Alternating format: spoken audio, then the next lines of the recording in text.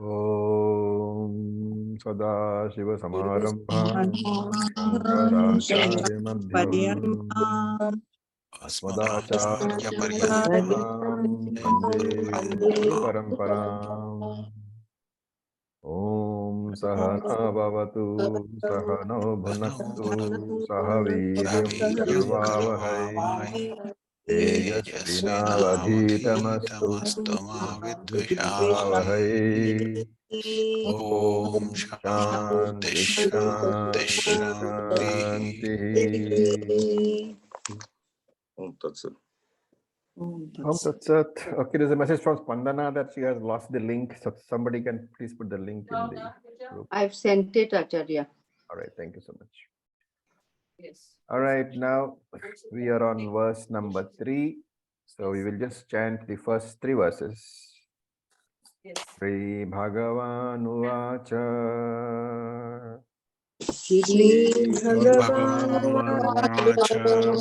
Idam tute guhyatamam. Idam tute guhyatamam. Pravakshyamana yanasuyave. Pravakshyam yanasuyave. Jnanam vijnana sahitam. Jnanam vijnana sahitam. Yajñātvā mokṣyase shubhat. Yajñātvā mokṣyase shubhat. Rajavidya rajaguhyam. Rajavidya rajaguhyam.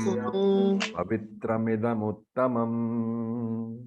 Pavitramudamuttamam. Pratyakshavagamam dharmyam. Pratyakshavagamam dharmyam. Susukham kartum avyayam. Susukham kartum avyayam. Ashraddhadhanah purushaha. Ashraddhadhanah purushaha. Dharmasyasya parantapa. Dharmasyasya parantapa. Aprapya mam nivartante. Prapyamam nivartante. Mrityu samsara vartmani. Mrityu samsara vartmani. Okay, so we had finished the first 2 verses and we look at the 3rd verse. He Parantapa, He Arjuna, Ashraddhadhanaha Purushaha, people who have no Shraddha, people who have no faith, Asya Dharmasya, in this teaching, what happens to them?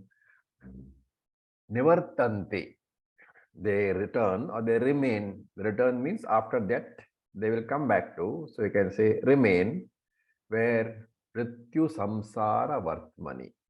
In the course of samsara, they remain. That samsara which is Mrityu Samsara, which is death following everywhere. And Aprapya Mam, they remain there because they have not attained me. So Krishna is saying that even though this knowledge, the greatest knowledge which gives moksha, the Easwaran Jnanam, is freely available, right? And especially in today's world, it's available without actually going to the teacher. You can just sit at home and do it on Zoom, right? And so this knowledge, which gives you joy and security, but many people are unable to come to that knowledge. Many people do not even have the inclination to sit for class. And therefore, why do these people not have? He says, Asya dharmasya ashraddhadhana purushaha. They don't have faith in the teaching. They don't understand the teaching will release you from samsara. So Shankara defines ashraddhadhanaha. He says shraddha virahitaha, the one who does not have shraddha at all. And dharmasya, the word normally means dharma, but here you have to take it as atma jnanam. So brahma vidya you have to take it, right? Now, you can say how should dharma normally means the rituals, the duties and all that. So why should you take it as Atma Vidya? Right? So Shankara adds in his commentary that in the Karma Kanda, in fact, there is a, just like we have Brahma Sutras, there is a Purva Mimamsa Sutras by Jaimini. So there Jaimini defines dharma as any instruction given in the Veda or given in Shastram. Right? That's the critical portion. Dharma is defined by Jaimini as any instruction appearing in the Vedas or in the Shastras. So Veda we know has Purvabhaga and Vedantaha, the Karma Kanda and the Jnana Kanda. So in the Karma Kanda, the instructions which are given for doing any karma, that is called dharma, right? And that is why if you see, if anybody has skipped, gone through this Purva Mimamsa Sutranis, you will find it begins with Atatho Dharma Jnana, right? So there he says it's an analysis of things to be done. That itself is called dharma. But his Jaimini's definition is that any instruction given in the Veda, which includes Vedanta also, therefore Atmajnanam is what? It's a teaching, it's an instruction given by the Veda, and therefore it is also called dharma. Now that's the meaning taken by Shankaracharya. Therefore he says, dharmasya has to be taken as Atmajnanasya. In respect of Atmajnanam, this person has no Shraddha. So then there is a question. This Ajnani and this Jnani, there are two types of jivas, right? The jiva is, the Jnani jiva, the one who has Shraddha, is born from Ishvara.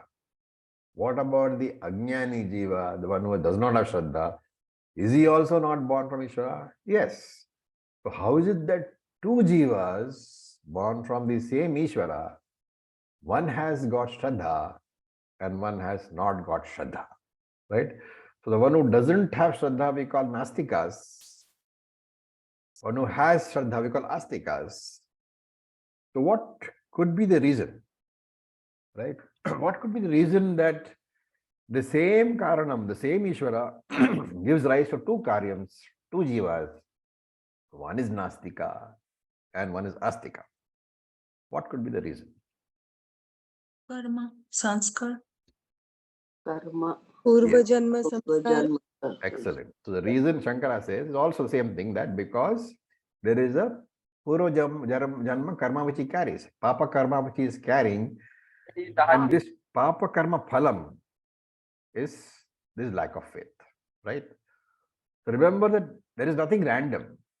If a person has no faith, it's not really his fault. I mean, his fault in this current janma, it is his fault because he is carrying the papa of previous janmas. And Shankara uses a very nice word. He says that these people, they think they are only the body. And therefore, for them, I am only the body is the teaching, right? So he calls it Asuranam Upanishadam. He says this thinking that I am only the body is the Upanishads available to the Asuras, the knowledge that Asuras have. Okay, now you might say, why does he call it Asuranam Upanishad? So this is a reference to a story which comes in Chandogya Upanishad, which of course we will do in detail, but to explain why it is called Asuranam Upanishad. Remember, what is Asuranam Upanishad? It is the thinking, it is the teaching that Deha Matram, you are only the body, right? So the story is that Indra and Virochana go to Lord Brahmaji. Who is Virochana?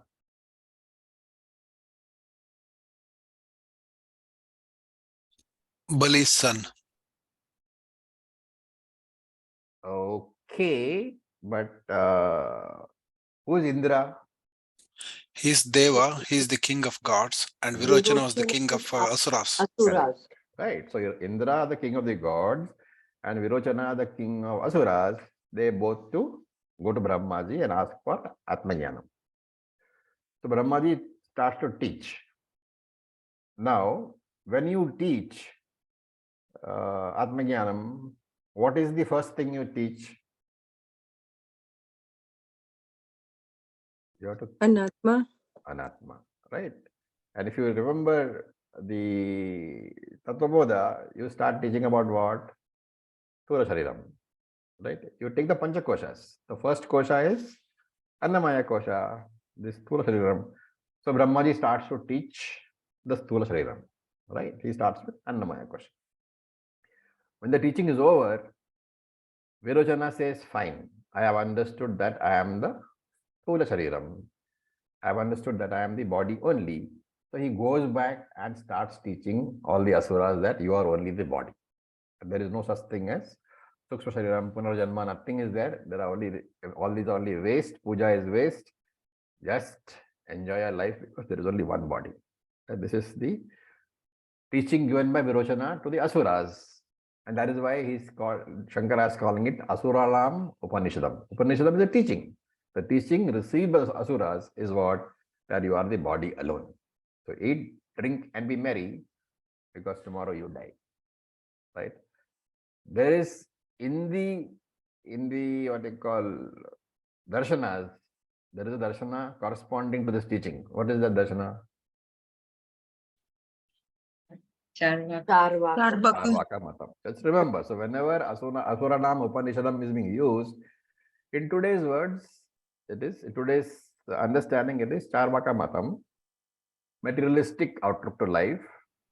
In those days, it was called Asuranam Upanishadam because it was a teaching received by Virochana. Remember, Indra also receives the same teaching, but Indra is not satisfied. He comes back to Brahmaji for more. But Virochana goes away thinking he is understood. Right? And Shankara defines Asura. He says, Asuhu Asun Tarpayanti iti Asuraha. So Asu, remember, is another name for sense organs. Right? And what is Tarpanam? To pray or to, No. When you do Tarpanam to your ancestors, what are you doing? yeah, We are offering. offering. Your offerings, right? And therefore, Asun Tarpayanti, the one who does offering to his Asu, to his sense organs. In other words, the one who indulges the sense organs, that is the person who is called Asura. Right? So remember, Asura is not a demon. Asura is a person who is focused only on his sense organs. He, all the time, he is trying to satisfy them, fulfill their needs. Such a person is a Asura. And such a person, Aprapyaman. What happens? They, because of the obsession with the sense organs, they miss me.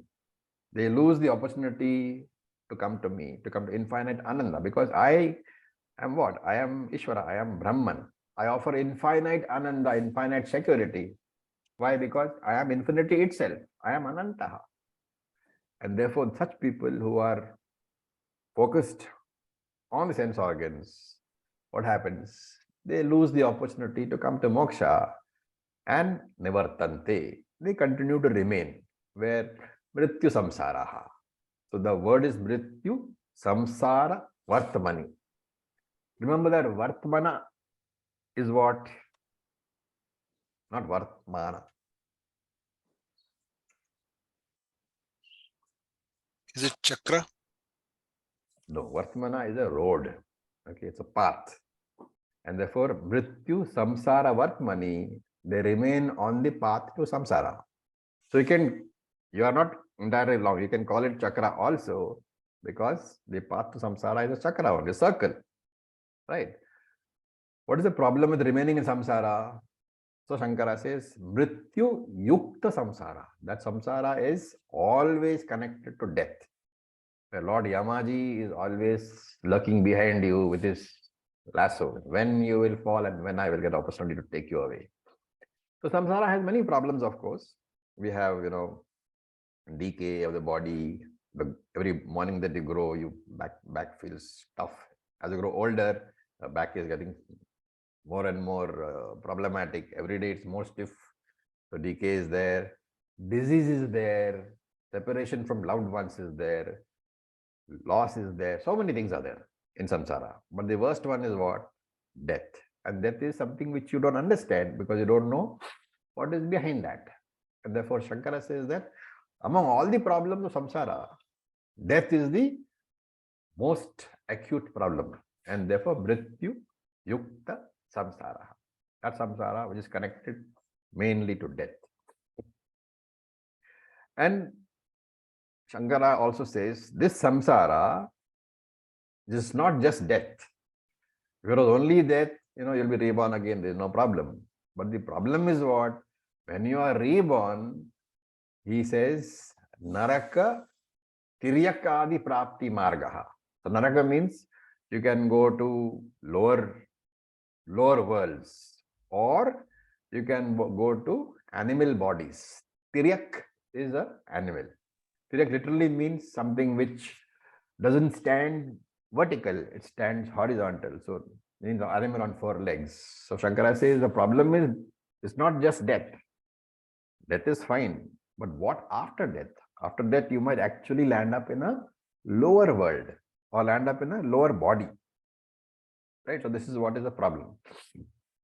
And therefore, on a side note, whenever you see any chicken being taken to the slaughterhouse, what should you understand? It could be me in another birth or No, you have to understand that the chicken is being taken to slaughter because he was Nastika in a previous life. Okay. So the Nastika papam, that is not the papam of not having had faith in the Veda, is being today seen as animal body or lower worlds or a lot of suffering. And this itself, gives you a good reason to be vegetarian. In fact, Manusmriti defines mamsam. What is mamsam? Meat. Flesh. Flesh, right? Meat, flesh. So he says, and it's a very nice definition. Mamsaha bhakshyati. Iti mamsam. Means the flesh I eat today, that same flesh will eat me tomorrow. That is mamsam. Because if you love eating chicken, remember that in the next birth, you will be the chicken, and the chicken you ate today will be the human being, and you will be in his dinner plate and swaha. Okay. So that is an idea being given here. Don't eat meat. Don't kill if you don't want to suffer the same idea, same problem in your next birth. Of course, we are all Gyanis. We are not going to have a next birth, so there's no problem for us, right? But even that doesn't mean that you can eat chicken, okay? All right. Now we look at verse number 4. We will chant. So please unmute yourself. We will chant. Maya tatamidam sarvam. Maya tatamidam sarvam Jagadavyaktamurtina.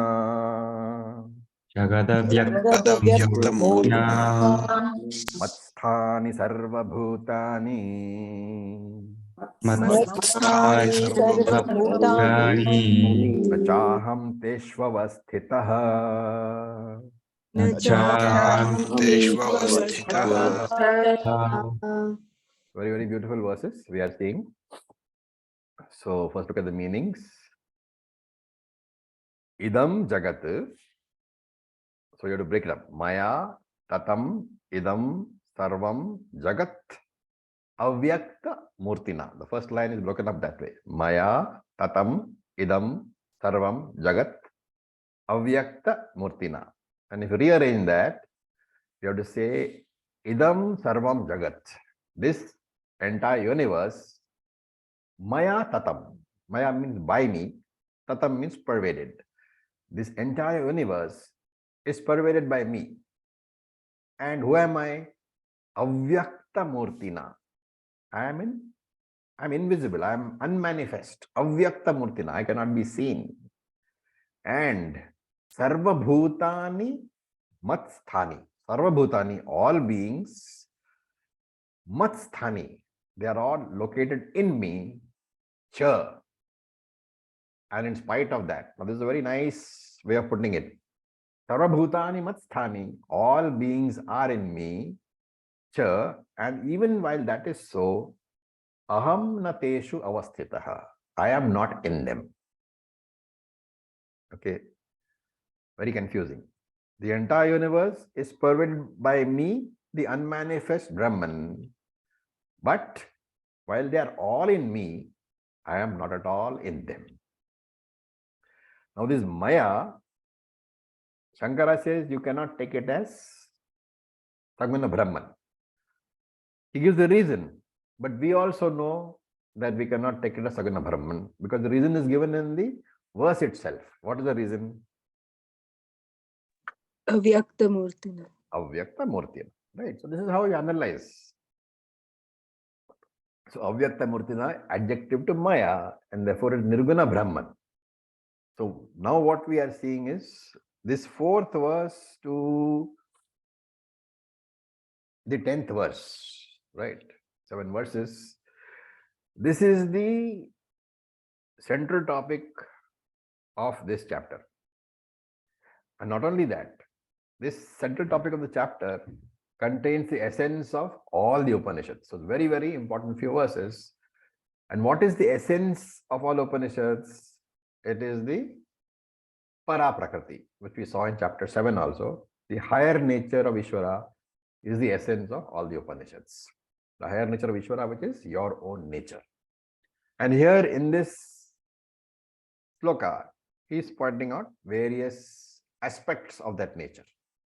The first one is Avyakta Murtihi, formless, which means Indriya Agocharam. I cannot perceive that form through any of my sense organs.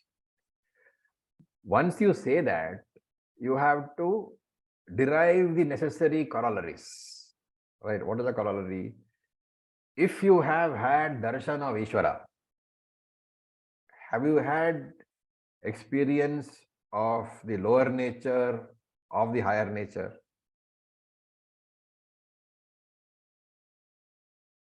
Lower nature.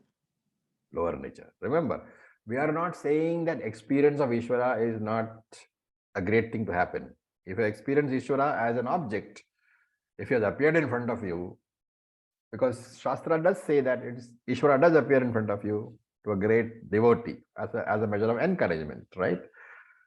That darshanam is very great.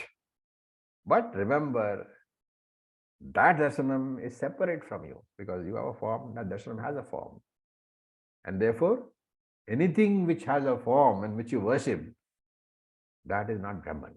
So we will see this in Kena Upanishad. Very specifically it says, Nedam Yadidam Upasate. That which you worship, that is never Brahman. So that is the first feature, Avyakta Murtihi. Now, the second feature is Idam Sarvam Tatam. Tatam means all pervading. Vyaptam, Sarvam Vyaptam, that which pervades everything. From Tan Dhatu, Tan means to pervade, right? Tanoti, to pervade. And therefore, Idam Sarvam Tatam, all pervading, that is the second feature. Formless, first feature. All pervading, second feature. And Matsthani. Matsthani is, Mat is what? Avyakta Murti. In me, the Nirguna Brahman, the formless Brahman, Matsthani, is located what? All the Bhutanis. And Shankara defines Sarva Bhutani as Brahmadini Stamba Paryantani. Right? Paryantam means up to. Brahmadi means from Brahmaji, Brahma Adini. From Brahmaji, everything up to Stamba. Stamba is a bunch of grass. Okay. Now, small grammar note for those who know a bit of Hindi. This Stamba is Stamba, not Stamba. Right? There are two Stambas. If you look at the Sanskrit dictionary, you will see two Stambas are there. Stamba and Stambha. So the first stamba is a little bit of grass. What is second stamba? A pillar. Pillar.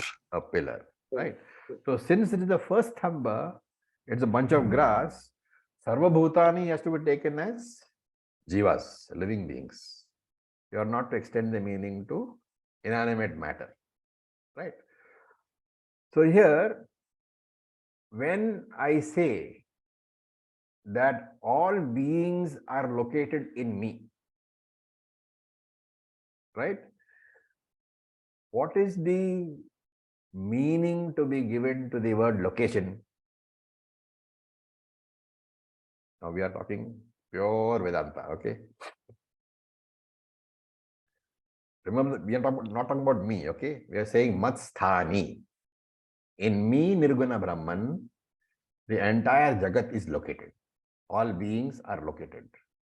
What is the meaning to be given to the word located? I'm the consciousness in all living beings. I am saying, what is the meaning to be given to the word located? Okay. They appear in me. Okay. Anybody else? Space in me. Sorry? In Space, every the teaching, concept of space is in me. No independent existence. very good. So, what is the word to be Adhisthana. used? Adhisthana is the base, is the substratum. Acharya ji, is it that they are dependent on me? I want the word to be used because we are using that word hundreds of times. Mithya. Mithya. Mithya is okay, My- that's the right word, but then you have to say adhyastha. What does adhyastha mean? Yes.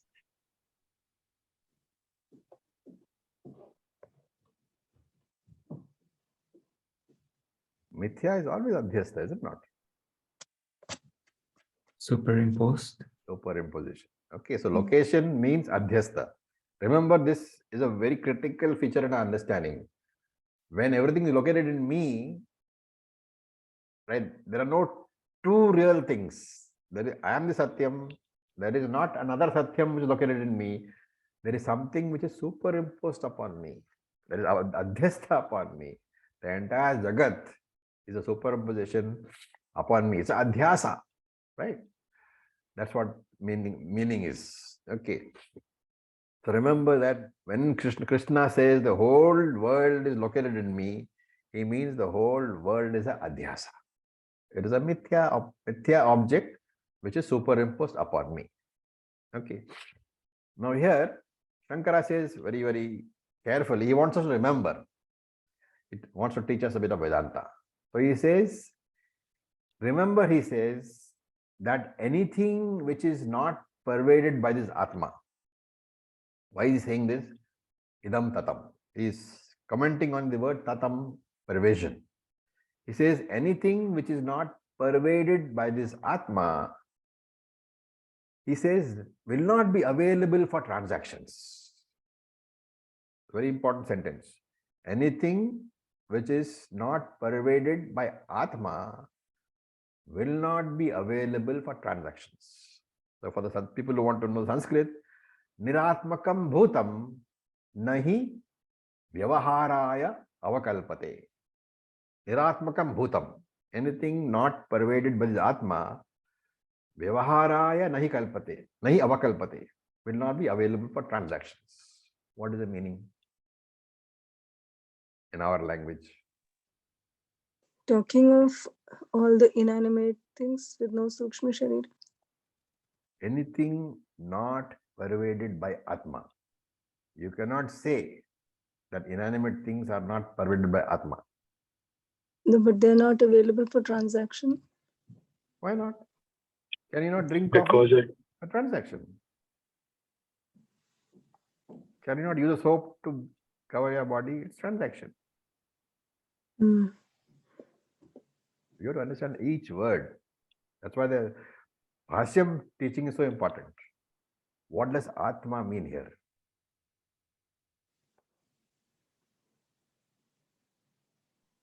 Consciousness. Nope.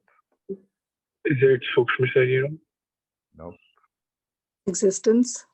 Existence principle. Existence. Sat. And what is there when something is not pervaded by Sat? What is there? What is it? What is there? When you say that this glass is pervaded by Sat, what do you mean? The glass exists. Glass exists. And when you say the glass is not pervaded by Sat, what do you mean? Does not That's exist. And something which Mithya. does not exist is not available Mithya. for a transaction, Mhm. right? So here he is talking about the existence aspect of Atma. Anything which is not pervaded, idam tatam. That word is very important. Idam tatam means pervaded, pervaded by. Anything which is not pervaded by the Sat Atma, Sat part of Atma, or Sat aspect of Atma, and Atma cannot be divided into Sat and Chit, even though we do it for the purpose of explanation. Remember that Sat is Chit and Chit is Sat. There is no division possible, right? So when you say something is pervaded by Atma, it means that something exists. It may not be conscious. That whether it is conscious exists, definitely. Sat pervasion means existence is there. Chit pervasion means what? consciousness. Consciousness is there. Okay. Remember that Sat and Chit exist together. They are the same. Therefore, something being pervaded by Sat means it is pervaded by Sat and Chit both. But if it is not conscious, it simply means what? Doesn't have a Sukshma Sharira. Doesn't have a subtle body. Okay, so that remember that anything which is pervaded by Atma, that alone can exist. What exists alone can be conscious, providing it has got a subtle body.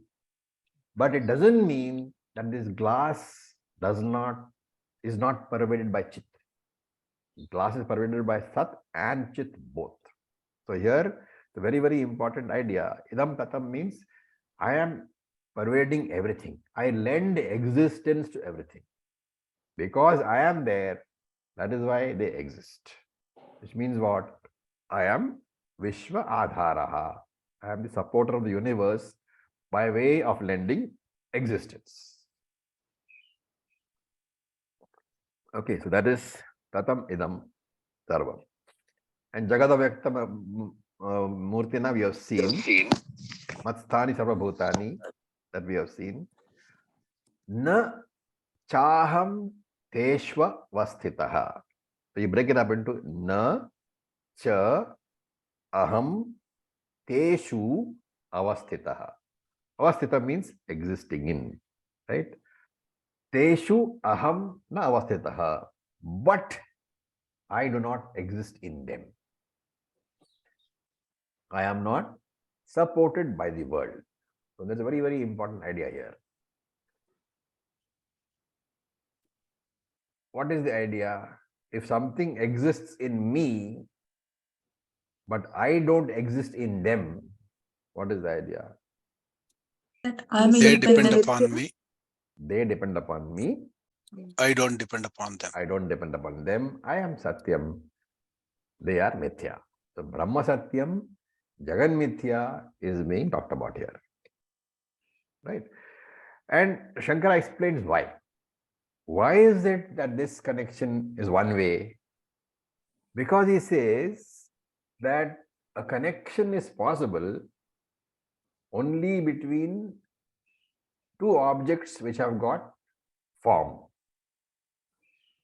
So between Brahman and Jagat, one has got a form, one doesn't have a form, because Brahman is Ashabdham, Asparsham, Arupam, etc. There's no form, and therefore it cannot possibly be connected to the world. Therefore, Aham Teshu Na Avasthitaha. I do not exist in them at all means that I am not dependent upon the world at all. I have independent existence, right? So we can take our original example, the pot and the clay. Idam sarvam tatam. The pot is pervaded by the clay. means what? The pot is dependent upon the clay. Na chaham teshu avasthitaha. But whether the pot is not there or not, whether the pot is existing as a pot or has broken up and has gone back into clay, in both cases, the clay continues to exist. Even when the pot is destroyed, the clay is not lost. The second part is talking about the Satya Mithya concept. Therefore, this verse is Brahma Satyam Jagan Mithya. Okay, any questions? Can I ask a question, please, Acharya ji? Please. In Bhagavad Gita itself, Krishna says somewhere else that he actually sits in everyone's heart. Yes. Hrideshe Arjuna Tishtati. Yes. And also, I think in Ishavasya Upanishad, I think Yes. there is a fable of two birds watching each other, Yes. saying Atma and Paramatma are both sitting inside. Yes. And effectively, can you not say this actually says the opposite, in that he doesn't sit in us? Okay, that is a Dvaita, what I call vision, right? But we have done, I don't know if you were there for Mundaka or not, about the two birds. Anybody want to explain? Gau Suparna? Yes, it I is. That's think what it I is- was referring to. Yeah, Thank you. Munda. Yes. Talking of Jivatma and Paramatma. Paramatma. Dvau Suparna. Yeah. You have to tell him what it means. No, you guys you can't say no. He's asking a good question. What is the interpretation? Why cannot be interpreted as I am in Krishna, but Krishna is not in me?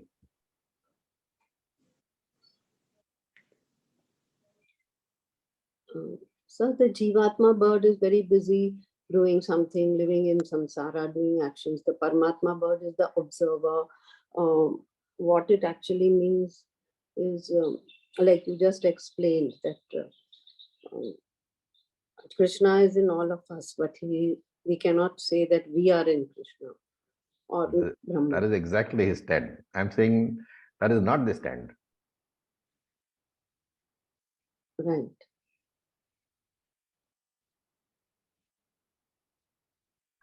Anybody? Guys, come on. You are in the 9th chapter.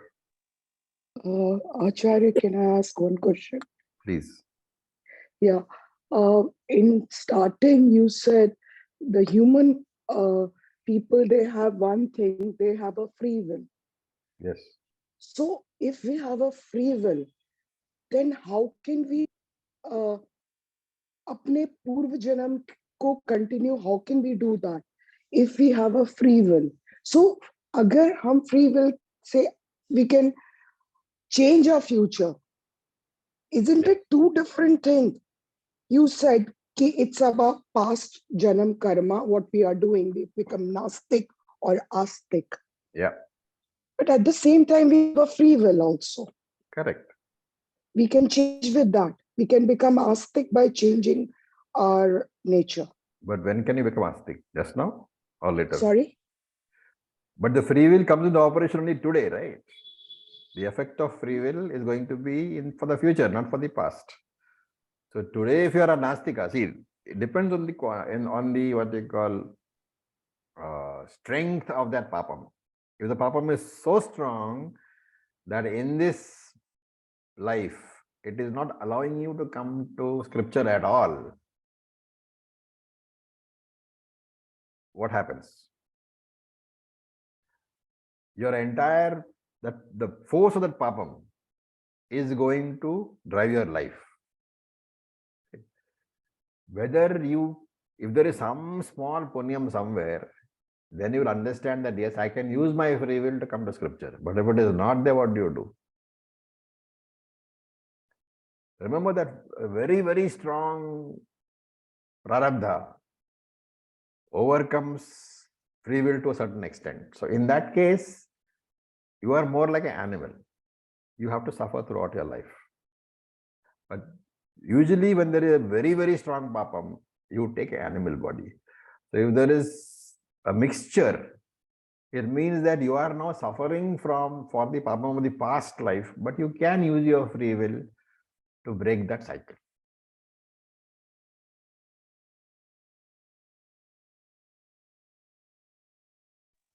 Thank you. So to come back to Nagaraj's question, what is the interpretation? Superimposition. That this. See, basically, when you talk about one bird sitting and watching, I don't know if everybody's done Mundaka, probably not. So I'll just say it talks about two birds on a tree, and one bird is sitting and watching, and one bird is eating. Right? Remember, Sakhaya is the crucial. They are companions, which means together. the OC and the RC are going together. It is explaining the nature of the combination, which is the Jiva. It's saying OC is Akarta, but Jiva, because of the identification of the body, is the Karta. Essentially, they are not different from each other. But because the activities of the body are being superimposed upon the OC, that OC begins to think it's a RC. Okay, that's all I would like to say now. Nagaji, is that okay for you, or you want something more? I understood. Thank you. All right. Okay. So we still have some time. Let us look at verse number 5. Om Raviji, I have a question. Yes. This Niratmakam Bhuta Nahi Vyavaharaya Avakalpate, that idea, will you please explain again? Don't understand much. Why are insentient beings are not? Why? Vyavaharaya Avakalpate, what that means then? Why they are not available for transaction? It's very simple. It doesn't exist. What is not pervaded by existence doesn't exist. What doesn't exist is not available for transaction.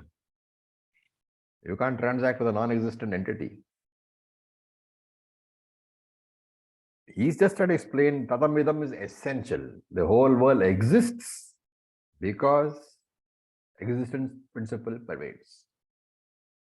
But existence principle pervades everything in even yes, non-sentient being also. Yes, sentient beings, insentient beings, everything. Don't mistake by saying that only sentient beings are available for transactions. When you build a building, you're transacting with the bricks, right? You're using the bricks in a transaction. Bricks are insentient. Essentially, not to confuse, it simply says that if Atma is not perverting something, it means that something doesn't exist. And since the universe exists, Atma pervades everything. That's what he's trying to say. Tatamidam means pervaded by me alone, things can exist. Can I ask one more question, Acharya? Please. This is something I had not understood until what you just said. So even inanimate objects, materials, also are pervaded by Atman. Correct. And that's the reason we actually worship, say, Shankha Puja for, or Kalasha Puja, things like that. So they are all inanimate objects, but we worship them because they are pervaded by Brahman. Correct. That is why you can worship a mountain, you can worship the lake, you can worship a piece of stone. That's the beauty of this dharma, that you can worship anything. Thank you. And that is what Sarvam Brahman means.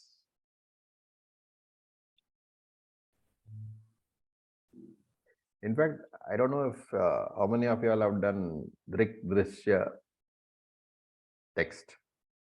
There is one line which is very beautiful, Yatra yatra manoyati tatra tatra samadhaya. Samadhi means what? It is a total focus. In this case, it is recognition of Brahman. So Shankara is saying that yatra yatra manoyati, wherever the mind goes, you can see Brahman, and that is Samadhi. You don't have to sit in front of a deity and close your eyes and worship. Because yatra yatra manoyat, wherever the mind goes, whatever object you are seeing, remember it is pervaded by Brahman alone.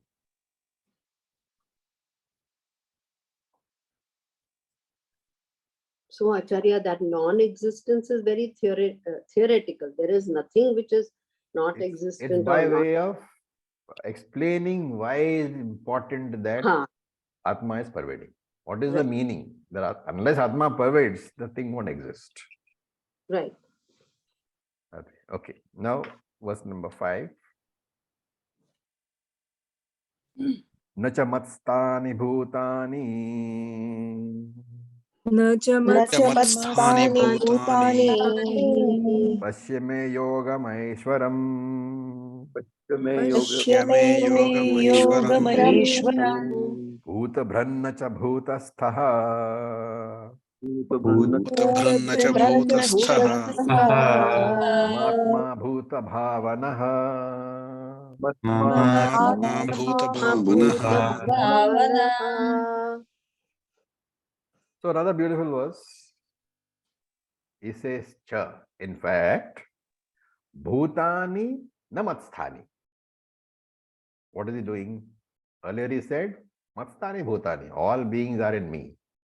Now he's saying bhutani na matsthani. Nobody is actually in me. And this pashyame yogamaishwaram. See this, divine connection of mind, the divine yoga of mind. See the connection to Jagat. What is it? Mama Atma. I myself, Atma here is reflexive. Mama Atma. I myself am what?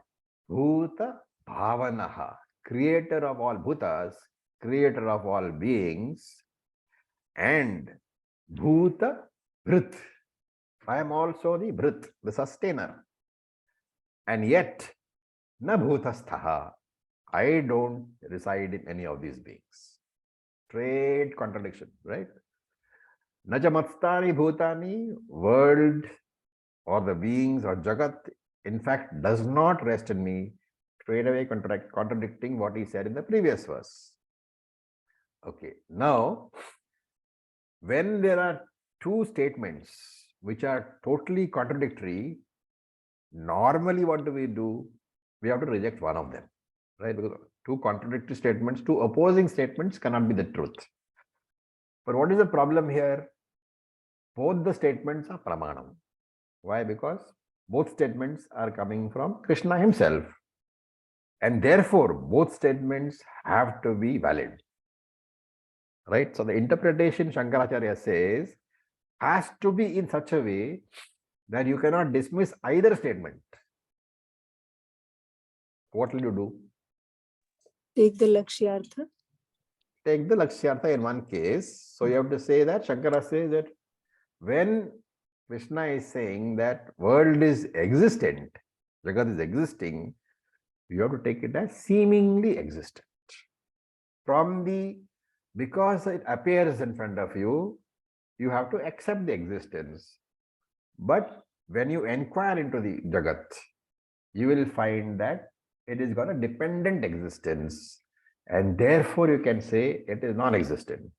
So from one angle, the world is in me.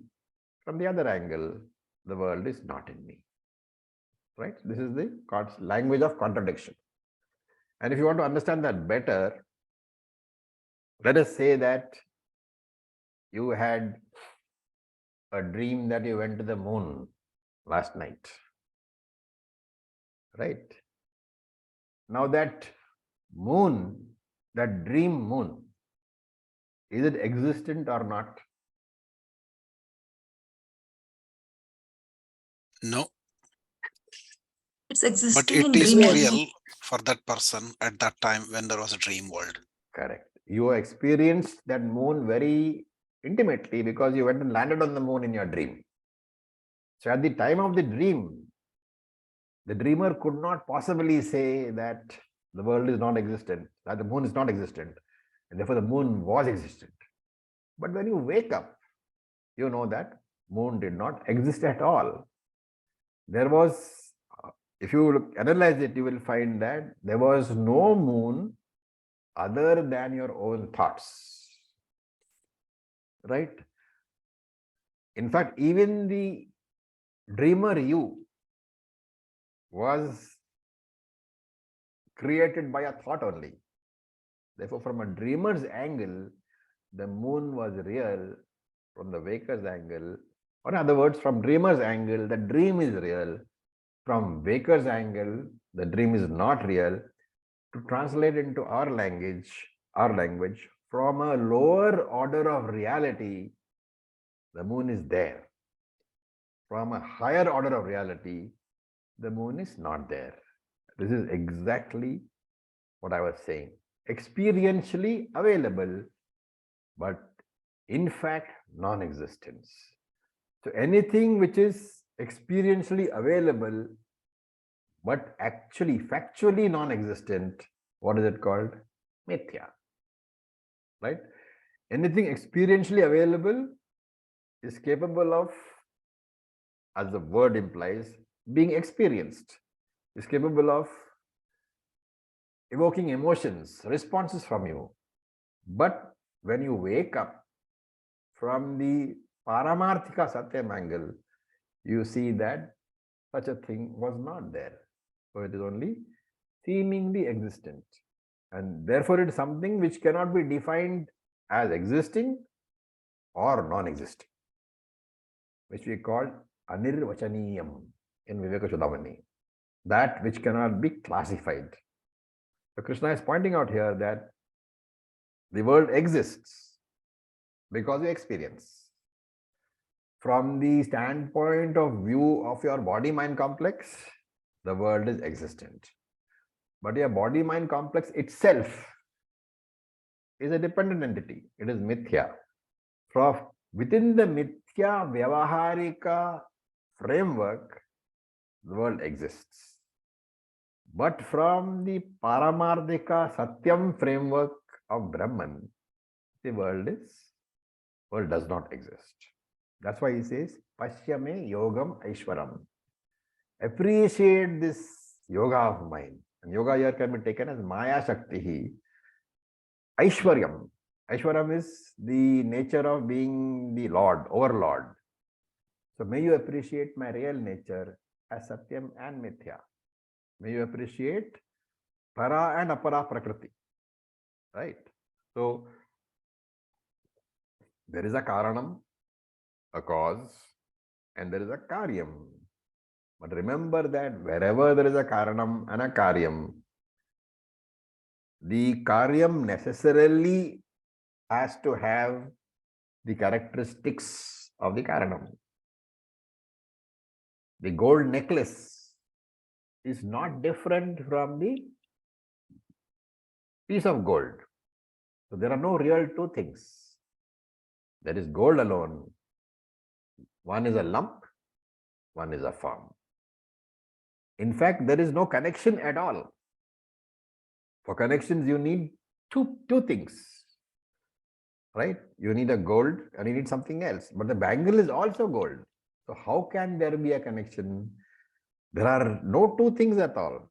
Since every karanam is a karyam, so every cause is necessarily the product, there can be no connection at all between cause and effect. So what is the connection? There is no connection. That is why he says yogam aishwaryam. See this divine idea, the divine play of mind, that between things which are only one vastu is there, and yet we talk about the creator created. If there is only one vastu, how can there be a connection? This is the Acharya, the wonder. The entire universe is Ishvara alone. And yet we talk about Jiva, Jagat, Ishvara. So you understand it in terms of Paramarthika Satyam and Vyavaharika Satyam. The empirical reality, the practical reality which you see, which you experience, it doesn't exist from the standpoint of view of absolute reality. The experiential reality is available from the standpoint of the Vyavaharika world only, worldly perception. but it is not available from the standpoint of my higher nature. I am formless, I am all-pervading, I am the very adhishthanam of the universe. So in other words, from the point of view of Maya, I can say that world is within me. But from the point of view of Brahman, world doesn't exist. And therefore I can say world is not within me. Right? This is the explanation of that. First Vibhuti, the first glory. Then what does he say? So this is explanation of what? Nacha bhutani matsthani. You have to take that in connection with masthani sarva bhutani. Those two lines together is talking about Satyam Mithya. And now look at the next one. Bhuta bhrit cha. The bhuta brin has to be broken up into bhuta bhrit cha na bhutastaha mamatma bhuta bhavanaha. So I, mamatma means I myself, am what? Bhuta bhrit. Bhuta bhrit means the supporter. Right? So I am the sthiti karanam. And bhuta bhavanaha, the creator, I am the srishti karanam of the entire universe. And yet, na bhutastha.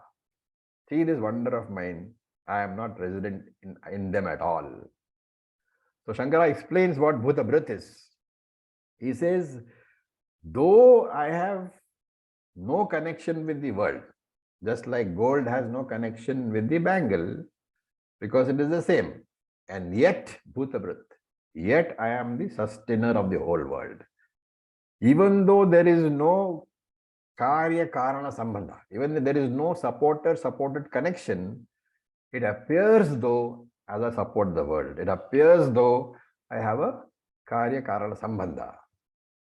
And to communicate this contradiction, that I am the karanam, I use the adjective vivarta karanam.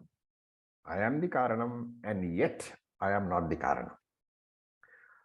Like the rope is the adhishthanam of the snake, and yet rope is not the karanam for the snake. Even though I am the supporter of the world, you cannot really say I am, because there is no supported connection possible between me and the world, because there is no world different from me. I am Satyam, world is Mithya. There are no two different things. Where is the question of a sambandha? Okay. Then look at the word Bhuta Bhavanaha. Bhuta Bhavana means Bhavayati, creates, nourishes the world, and therefore Srishtikarta. Right? Remember here in this verse, Krishna doesn't talk about Layakarta. We have to supply that also. That I am not only Srishtikarta, I am Layakarta also. So that is the meaning of these two beautiful little verses. Very profound. Ultimate, what is conveyed? I am Satyam, word is Mithya. There is nothing exists apart from me. Whatever you see as the world is nothing but name and form. So with this, we'll stop for today. Very, very profound verses. Needs to be again and again, meditated upon to be able to understand.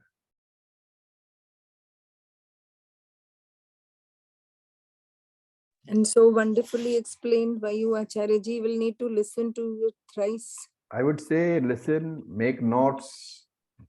Wherever there is a confusion, think about it, put it in the group, discuss it, and then understand. Yes, Acharya. So with this, we'll stop. And it's all about me finally, Acharya. It's all describing. No, there is nothing but you. Yeah, Everything is about exactly. you. So all these verses are so important because of Om 9 o'clock. Purnamidam Purnat Purnamudachyate Purnasya Purnamadaya Purnam Eva Vasishyate Om Om Shanti Shanti Shanti Shanti Shanti. Shanti. Om Tat Sat. Om Namah Shivaya. Thank you for your Namah patience. Shivaya. Om Om Om.